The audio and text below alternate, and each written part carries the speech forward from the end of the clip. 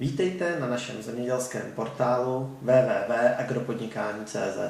Jmenuji se Stanislav Dlouhý a dnes vám povím, jak se vyhnout finančním sankcím, případně krácením dotací díky vypracování povinného havarijního plánu, hodnocení ekologické újmy a analýzy rizik a jak toho spolu s námi lehce dosáhnout. Podle platného zákona musí mít každý zemědělský podnikatel zpracován havarijní plán a hodnocení rizik ekologické újmy. My vám zajistíme rychle a finančně velmi dostupně nejen tyto povinné dokumenty, ale také veškeré potřebné plány a analýzy, případně aktualizaci stávajících dokumentů.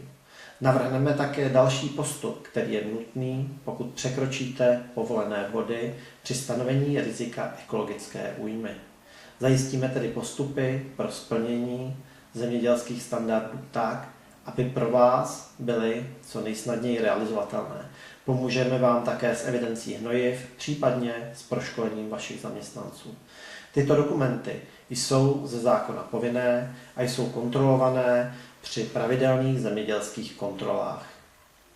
Chybějící dokumenty či jejich nedodržování je postihováno sankcemi podle pravidel Cross Compliance.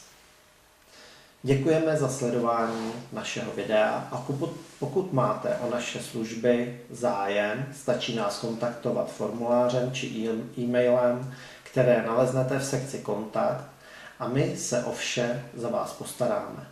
Mějte se krásně a zbavte se starostí jednoduše pomocí našich služeb.